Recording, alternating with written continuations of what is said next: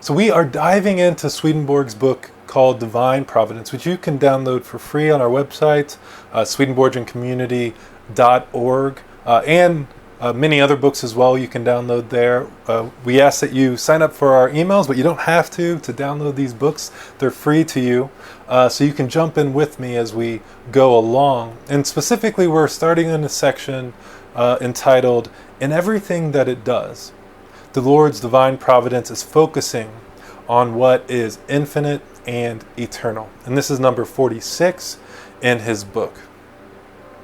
So he says that essentially God is infinite and eternal, and only attributes that are infinite and eternal can be attributed to God.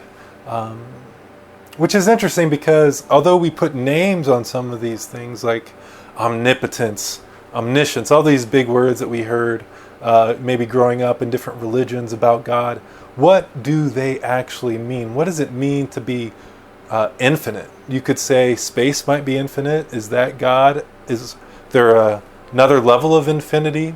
And essentially what I pull out of what Swedenborg says about infinity when it comes to what God is, it's everything good, everything loving, all form and function, image in all form and function anyway, truly infinite and eternal, not just an aspect of infinity, so to speak. Funny enough, you can relate this to math when you think about the fact that from 0 to 1, you have infinite decimal spaces. You can be 0.0000, etc., 1, and then keep counting up or go further down, or it's XYZ, right?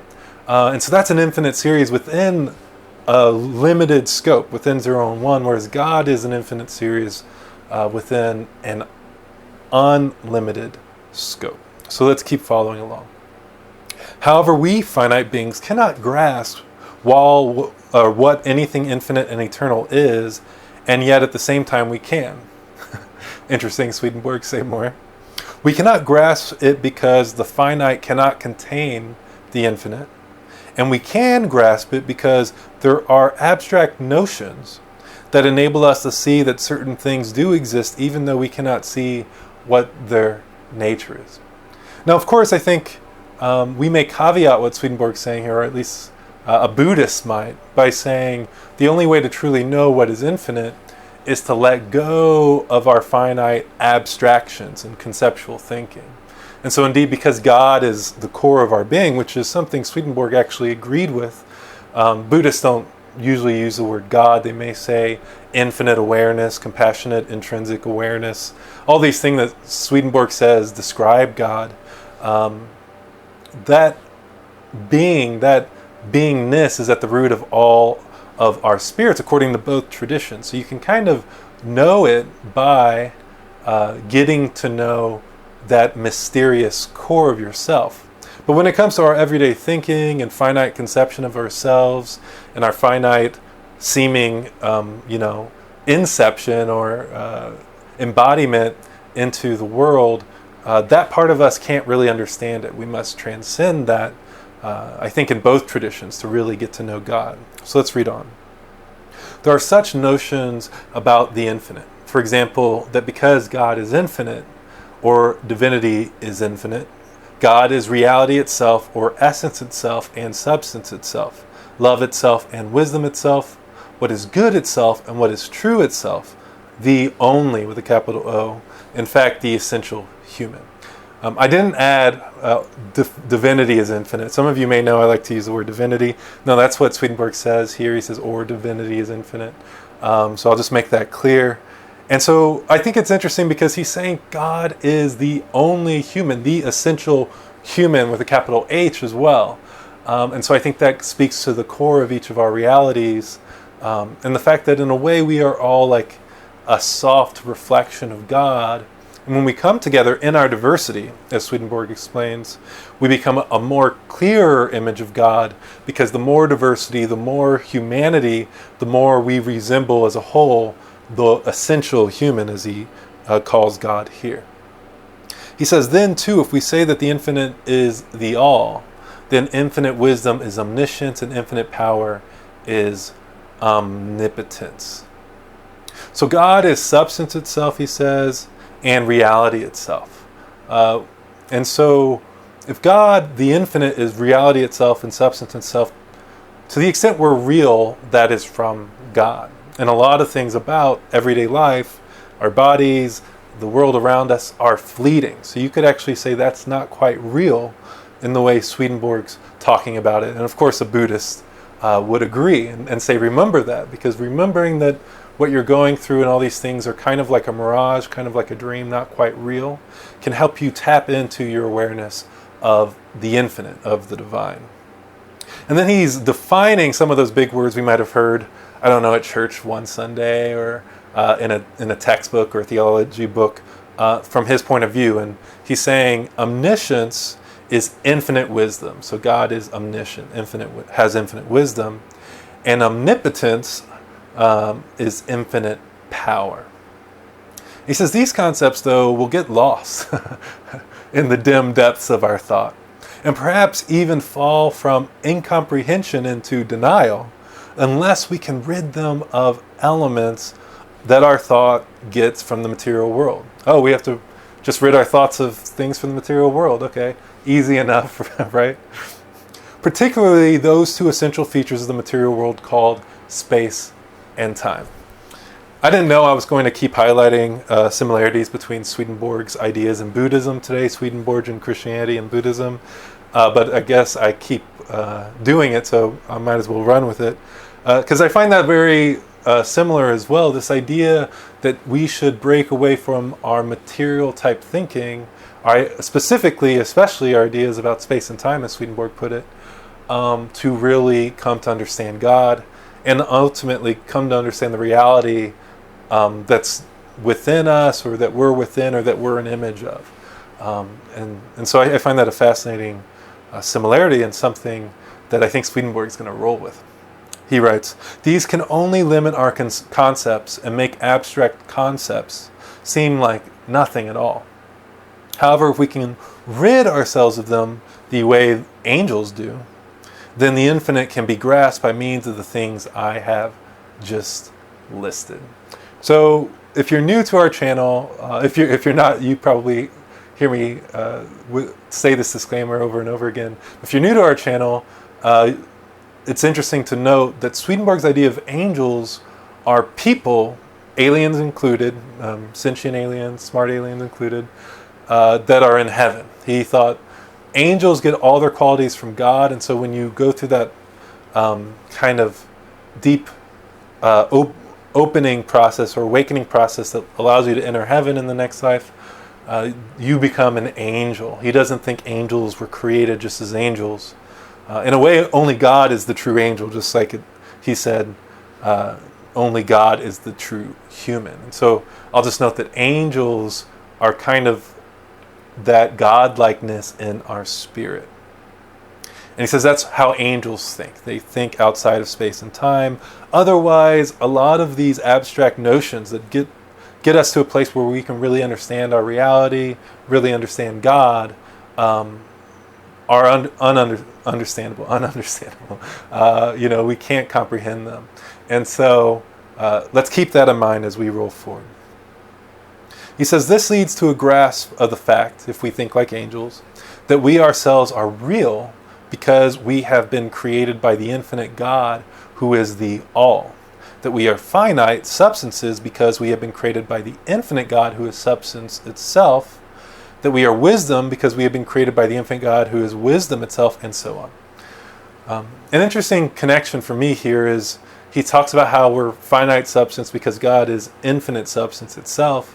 And to me that somewhat relates to some people's near-death experiences when they encounter angels or God or whatever they want to call these kind of beings of love and light, and this realm of beauty, and sometimes, well, often past family members and friends, and they say that reality felt realer, felt truer, felt like more real substance than our reality. And that's a very consistent thing within near-death experiences that you can read for free online all over the place. There's thousands on certain websites.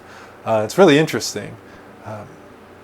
And so Swedenborg goes on to say from there, For if the infinite God were not the all substance itself and wisdom itself, we would not be real, or would simply be nothing, or would be only ideas of existence, according to those dreamers called idealists. So we wouldn't be real at all, we would just be kind of a mirage. Now, in a way, our histories, our fears, our anxieties, the things we carry are like mirages. And Swedenborg is one to say we should focus on what's infinite and eternal, as he's doing now, so that we're not so distracted by our dream-like awareness or lack of awareness of reality. Jumping ahead, he writes, if God were not infinite, then nothing finite would exist. If the infinite were not the all, there would not be anything. And if God had not created everything from himself, there would not be nothing real, nothing at all. In short, we are because God is. Now, since we are dealing with divine providence, and are dealing at this point with the fact that it focuses on what is infinite and eternal in everything it does, and since this can be conveyed clearly only if it is put in a particular sequence, that sequence will be as follows. 1. What is intrinsically infinite and intrinsically eternal is the same as divinity. 2. What is intrinsically infinite and eternal can only focus on what is infinite from itself in what is finite. So I know he's going to talk about each of these more later, but he's saying essentially God can only really focus on what is God-like in us. Interesting. 3. In everything it does, divine providence focuses on what is infinite and eternal from itself, especially in the intent to save the human race. So everything that God does in creation is focused on what is infinite and eternal from itself. Going back to that last point, and that's what it focuses on within us. 4. There is an image of what is infinite and eternal in the angelic heaven, made up of members of the human race who have been saved.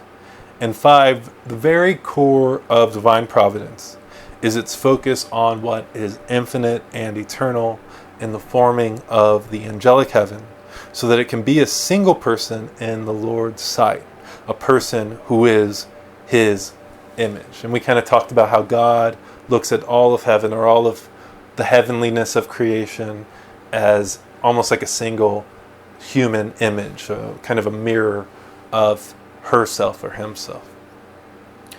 So now we're on 48, and that number 1 point that we just touched on, we'll dive into a little bit deeper, and that is what is intrinsically infinite and intrinsically eternal is the same as divinity. This is supported by material presented in a number of places in Divine Love and Wisdom, one of his other books you can download for free. And the principle that what is intrinsically infinite and intrinsically eternal is divinity comes from an angelic concept. I mean, the principle comes from the reality, but I guess he's learning this from an angelic concept. He says, by what is infinite, angels understand simply the divine reality. And by what is eternal, the divine manifestation.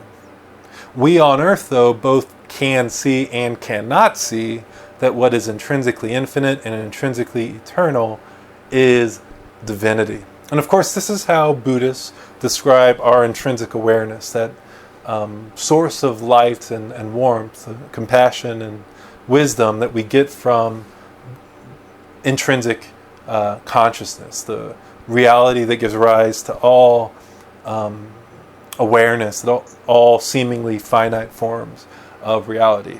So we continue to see these deep similarities between Swedenborg and some of our most ancient traditions. Of course, Hinduism has similar concepts as well.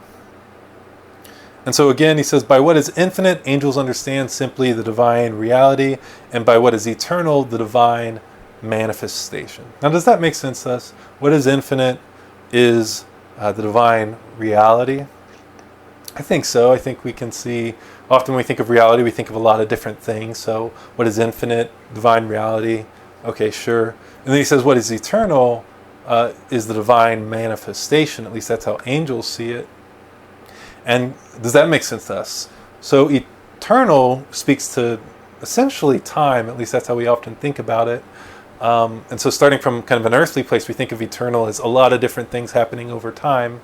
How do we tell time? Well, things change, whether it's the clock, us going around the sun, decomposition, et cetera, et cetera.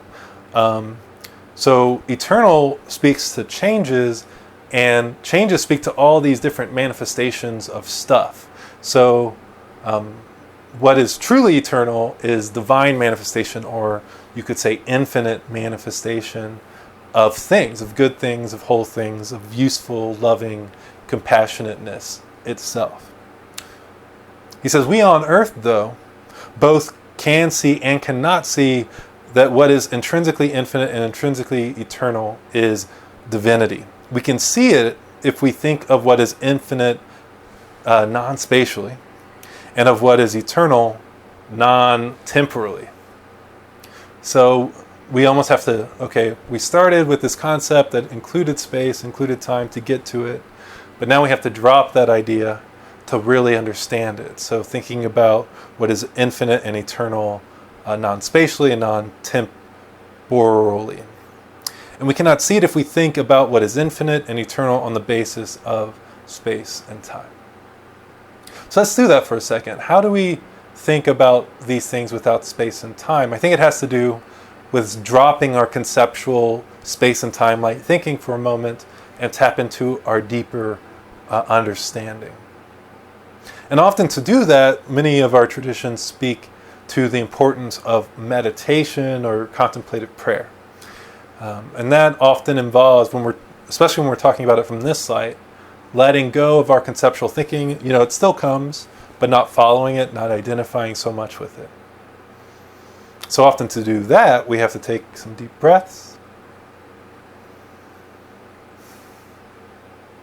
We have to enter the moment, paying attention to the details in front of us, but not dissecting them or labeling them like we often do. Noticing the sounds around us, and of course, not remembering things about those sounds. Noting our thoughts that arise, whether about the future or the past, but letting them go, fade like clouds, not following or thinking we are our thoughts. That's often why we're always in our heads, chatting with ourselves. You see people talking on the street, like talking to themselves, and we say, oh man, that person's gone a little cuckoo, right? But ultimately, we do the same thing. We just, part of our brain stops our mouths from saying it. It's something we learn very early on as little, kids, babies, to not always say what we're thinking when we're babbling, when we start talking. So in a way, we're kind of insane in our own personal way. And so letting that go for a minute if we can, or letting it come and go.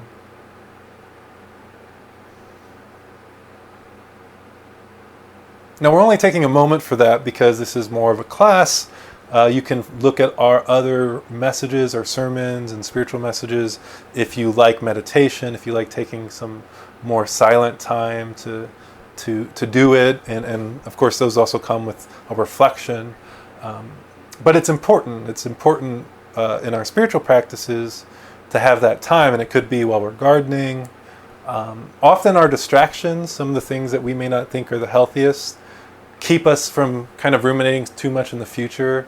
That addiction that you have, often when you're doing it, you're not as worried about everything else. It's almost like, oh, I feel free right now. I'm doing this thing that I'm getting away with, or that some people don't like, or I have to do alone, or even if I do it with people, it's, I'm ignoring my responsibilities. Well, there's a reason that we're drawn to that. There's something in it. And I think it's often the fact that part of what we like about it is it brings us more into the moment, helps us drop our anxiety or fear. Now, we're also in a state of attachment, and we're kind of pulling this desire from the past forward. So there's a part of that that's unhealthy. And then, of course, whatever the impact of the habit is may not be healthy in and of itself, of course. And so noting that, okay, that's what draws me to that. What if I really take some time for that kind of meditation that also allows me to drop my fears of the future, my anxieties, my distracted desires about this or that from the past, my worries about my reputation and my body, all those things. The thing that we often have in maybe the bad habit, we can bring it into a meditation when we're mindful, or a little mindless if you want to think of it that way. But really tapping into our deeper wisdom and understanding of reality, as Swedenborg is describing. So let's jump back in. This means that we can see it if we think on a higher level. We can see these deep concepts, this how eternalness of divinity is non-temporal, and infiniteness of divinity is non-spatial. When we think on a higher level, we can see it. That is with a deeper kind of rationality, Swedenborg says. But we cannot see it if we think on a lower level, that is more superficially. And that's where those practices, I think, can often help. Jumping ahead. I realize that many people, Swedenborg writes, will be saying to themselves, we were just talking about talking to ourselves, how can anyone grasp something on a deeper level of rationality? Something that has nothing to do with space and time. How can anyone grasp the notion that this not only exists, but is the all, the very source of everything? Think more deeply, though, he writes. Think whether love or any of its desires, whether wisdom or any of its perceptions, whether even your thought itself is in space and time. And you will discover that they are not. Given the fact that divinity is love itself and wisdom itself, then it follows that divinity cannot be conceived of in space and time. So neither can the infinite. Now we're on number 49 for those following along, and let's continue. To understand this more clearly, consider whether your thought is in time and space. Take the course of your thinking over 10 or 12 hours. Is it not true that this span of time can seem like 1 or 2 hours? Can also seem like 1 or 2 days? Depends on the emotional state that underlies the thinking. If you are feeling happy with no awareness of the passage of time, the thoughts of 10 or 12 hours can seem to take 1 or 2 hours. And if you're feeling distress or are conscious of the passage of time, it is just the reverse. We can see from this that time is simply an appearance that depends on the emotional state that gives rise to our thoughts. The same is true of spatial distances in thought, whether on a walk or on a journey. So all of this has to do with just how our mind thinks, what our emotional state is. We think of time and we experience time depending on our emotional state, it changes. And he's saying similar with our feeling of distance. I guess if we're going a long distance but we're having a good time, it feels like a short distance. And indeed, even when we go on a distance, everything that we perceive about going distantly are how we interpret our senses. We interpret light a certain way and we say, okay, this is the distance, I'm going this far. We feel it that way. But it all really is interpreting our mind, which is entirely subject to our perspective. Now we have a very similar base of experience, so to speak, between our brains. But again, Swedenborg says, depending on our affection, we experience even those things differently. So let's continue to follow. Since angels and spirits are feelings derived from love and their consequent thoughts, they are not in space and time. They are simply in what seems to be space and time. The kind of apparent space and time they are in depends on the state of their feelings and consequent thoughts. As a result, when anyone thinks affectionately about someone else with the focused intent of seeing or talking with that other individual, there is an instantaneous presence in the spiritual world with angels, he's saying. So if you think of someone with an affection and a focused intent of seeing or talking to them, you will actually see and talk with them in heaven. It's kind of like us in FaceTime or Skype or video calls nowadays. So I guess our material world is becoming more like heaven, because he wrote this hundreds of years ago in the 1700s. So he was kind of foretelling technological future. And it's funny that our technology is actually emulating what Swedenborg says heaven is like. Now, I'll also note here that he says angels and spirits only seem to be in space and time. So back to perception, it seems to be space and time. And he's saying that there is really no space and time in God. And that's why we have to kind of divorce our space and time like thinking when we really want to understand these concepts about God. What's funny about that is if you really think about it, if the only reality is in God and we are existing in space and time, we think of material as having dimension and goes through time, it changes, decomposes, etc., interacts. Truly, that if that's not in God, then it's actually describing a more kind of illusory state. It's a less real state. So a lot of what we hang our hats on, what we're caught up in, is the illusoriness of matter itself, of space and time. As he pointed out, we like to think in this way. We have to divorce our thinking from it, which is similar to a Buddhist perspective as well.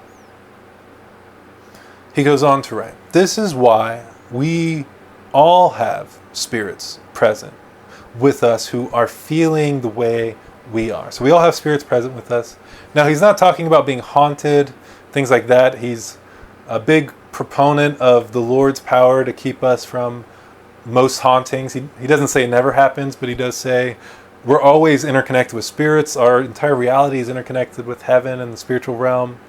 In fact, heaven is what gives rise to the appearance of our reality, the seeming reality of space and time, etc. The reality within us as well, from God originally. And so we're all connected with spirits. And he says, especially with spirits that have similar emotional states and ideas. He writes, there are evil spirits with us when we feel drawn towards something that is evil, the way evil spirits are. And good spirits with us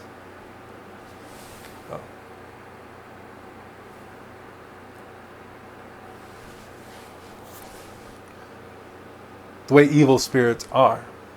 And good spirits with us when we feel drawn towards something that is good, the way good spirits are. They are just as present as though we were accepted members of their community. Wow.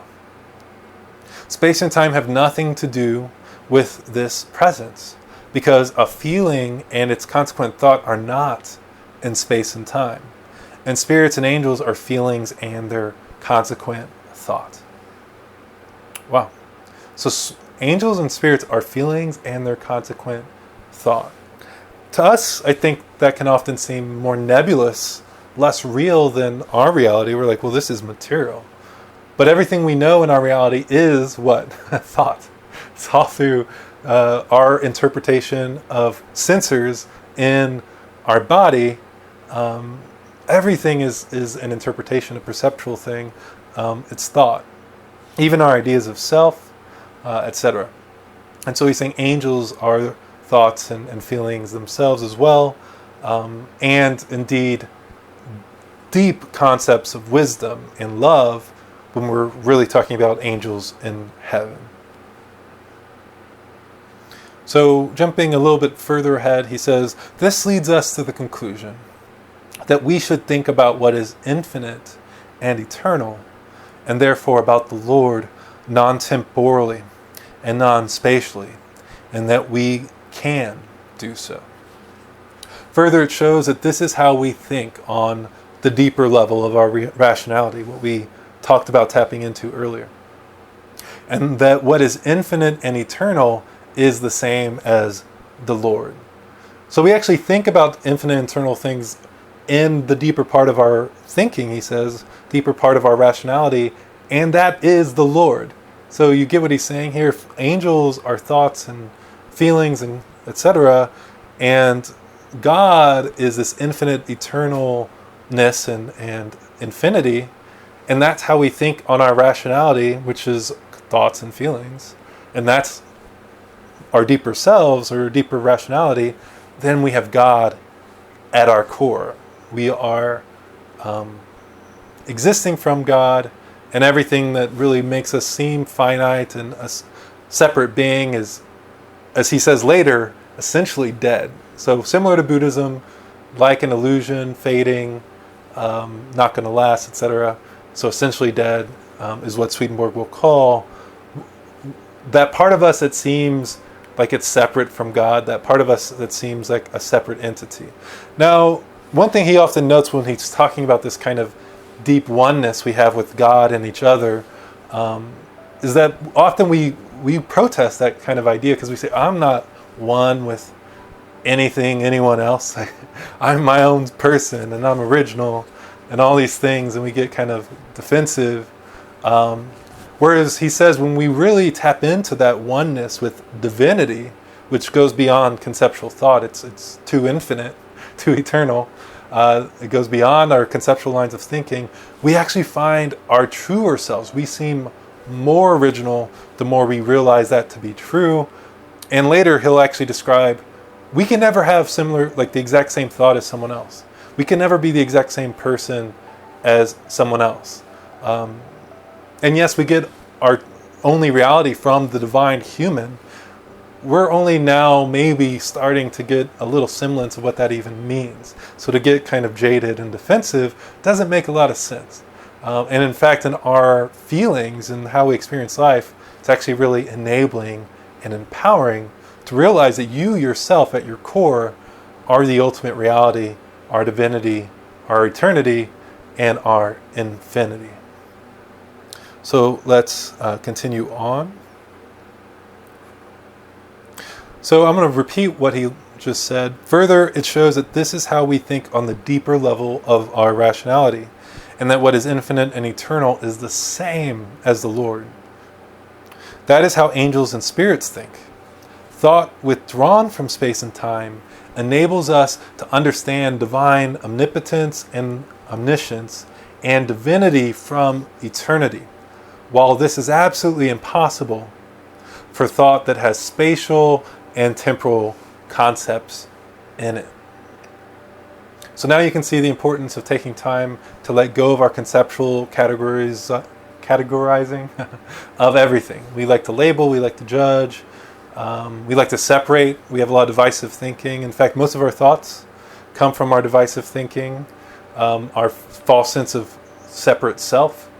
Anyone on a good mushroom trip or in deep levels of meditation will say they feel this oneness with all of reality. And here we have this Christian mystic saying the same. And of course, Jesus himself said we should find complete unity in God. Complete unity, complete oneness in God. Jumping ahead again. Now we're on to number 2. And this will be our last section for today. Divine Providence is one of my favorite Swedenborg books, although it can be hard to read on your own. So I hope you enjoy this kind of dialogue with it. Please continue to connect as we continue forward. So we're going to take it one step at a time, not get ahead of ourselves. And be sure to subscribe and follow on YouTube, on Facebook, on Instagram, all the places you can find us at swedenborgiancommunity.org. And that way, if you get our emails, you don't have to go through Facebook paywall, the limited people we can reach that way, etc. So that would be great. And number 2 is what is intrinsically infinite and eternal can only focus on what is infinite from itself and what is finite. By what is intrinsically infinite and eternal, I mean divinity itself, as explained in the previous section. By what is finite, I mean everything created by divinity, especially people, spirits, and angels, he says. By focusing on what is infinite and eternal from itself, I mean focusing on what is divine in them, on itself, that is. The way we look at ourselves in a mirror. So it's interesting, he's clarifying that he is saying God is looking at herself when God looks at us. God only sees, ultimately, what's infinite in us. Now, that doesn't mean God's providence doesn't use and manage all evil, all destructive tendencies, but it's that God is really ultimately aware of only the good.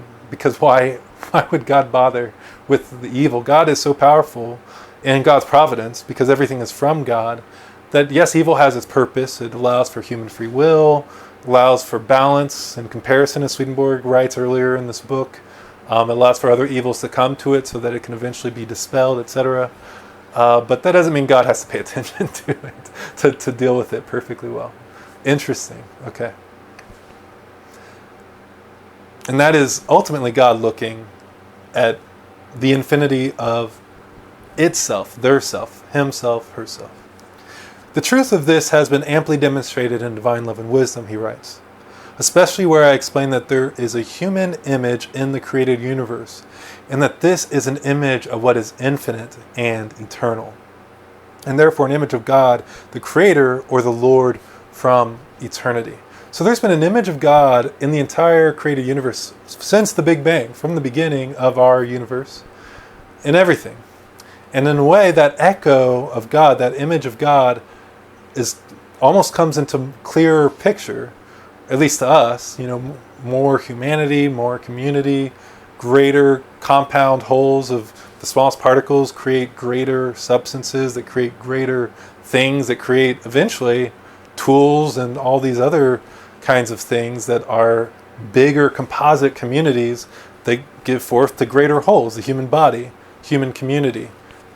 Who knows what the future may hold. And so there's an image of God in all of that, and it's coming through hopefully clearer and clearer for us, and especially in our own heart and soul. He says divinity cannot focus on anything but divinity, and it cannot focus on that anywhere except in what it has created. Interesting. So it's like God needed something to focus on, I hear Swedenborg saying. It's like God was like, okay, I gotta focus on something. I'm gonna create a bunch of stuff, focus on myself in it, because that's all there really is. That's reality, and let it come through more, and enjoy that, and allow itself to enjoy that in me and in each other, to infinity and beyond. This is evidenced by the fact that none of us can focus on others except on the basis of what is inwardly our own. So indeed, we only look at things through the prism of our own minds. You can call it karma, call it whatever you want, but we enact karma on ourselves because everything we experience is through the prism of our own thinking, our own perceptual state. Even pain, even torture, believe it or not. Of course, then we can start talking about how Buddhas escape that kind of pain, how our current science shows meditative practices help release pain.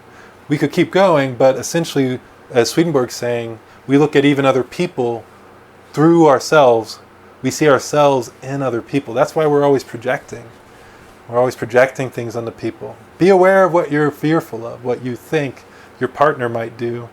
However you look at the world, because in a way, you're actually learning about your own mind and your own tendencies. So again, he says, this is evidenced by the fact that none of us can focus on others except on the basis of what is inwardly our own. If we love others, we look at them from our own love within us. If we are wise, we look at others from our own wisdom within us. It's almost reminiscent of the Tao Te Ching, the Taoist ancient scripture. It says, trust everyone, even the non-trustworthy, because that is trust itself. Now we can get into what that actually means, but I hear that echo in all these traditions, that we view the world from the prism of our own mind. And again, Swedenborg describes angels as having kind of the best understanding of people. They always look to the highest in people because they themselves are centered on what is highest. And I think that's beautiful. He says, it may seem as though others either love us or do not love us, that they are either wise or not, but we see this on the basis of the love and wisdom that is within ourselves. This means that we unite ourselves to them to the extent that they love us the way we love them, or to the extent that their wisdom is like ours. That is how we unite. And now you know why people online always gravitate to like minds, and that amplifies their thinking, because we're drawn to people who are similar minded. That's how we feel love in a way, even the worst of others in a way. That's what Swedenborg's saying. That's how we unite. And so it's good to note about ourselves. He says, it follows then that what is infinite and eternal, which is the same as divinity, has an infinite regard for everything in finite beings, and unites itself to them in proportion to their inner acceptance of wisdom and love.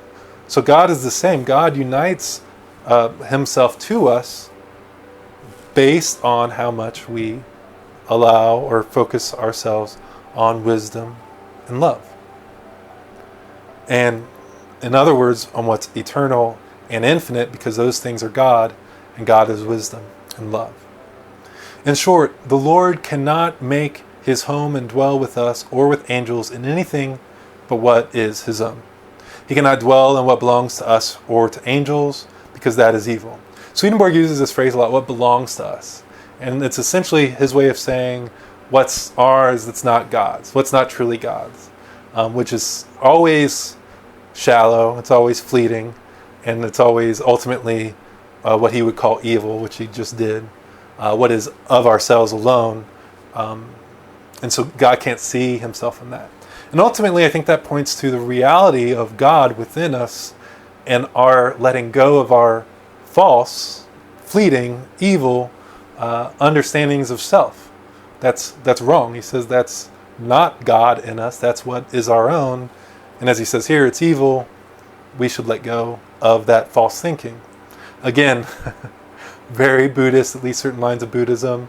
You can read Padmasambhava and Guru Rinpoche and others if you're interested in similar lines of thinking in Buddhism, specifically Tibetan Buddhism.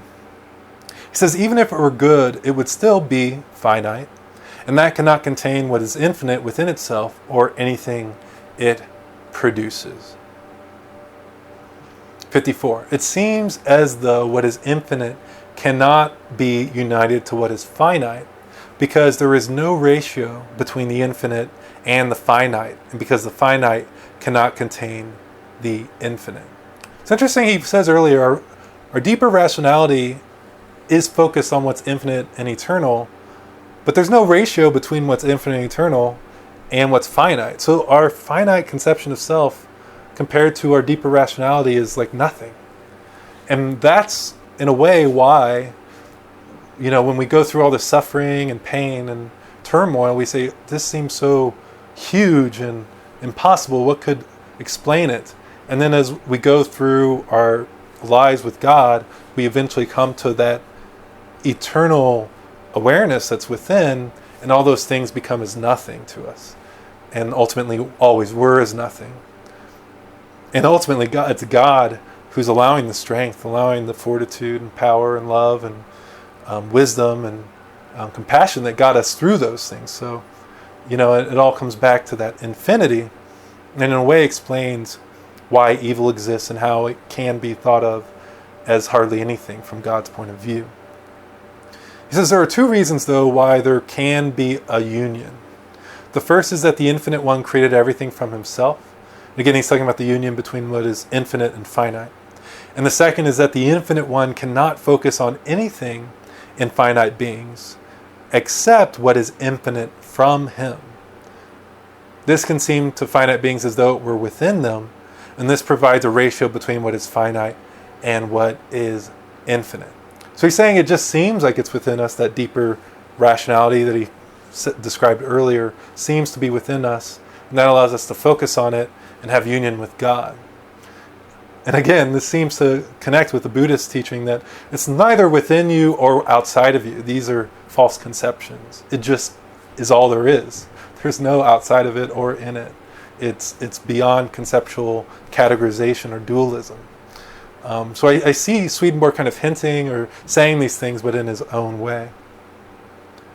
He says, this can seem to finite beings, again, as though it were within them. And this provides a ratio between finite and what is infinite. Although he said earlier, can't have a ratio. So in a way, it's a fleeting, temporal one. He says the ratio does not come from anything finite, but from the Infinite One within it. In this way, too, the finite can contain the infinite. What does this is not the finite being in and of itself, but the finite being in its apparent autonomy, derived from the one who is intrinsically infinite. He says he's going to talk about this later at the end of this. He's like, you might still be confused. I'm going to talk about this more. Don't worry. And that is the end of that second highlighted point. And we'll continue through his 5 bullet points on this topic next time.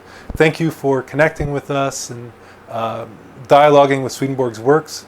We all have our own ideas of this, and we, again, look through everything from the prism of our own mind. So please share your thoughts. Help us illuminate each other with our own intrinsic connection with divine light, the infinite sun within, and go forth knowing that you're loved and you are love.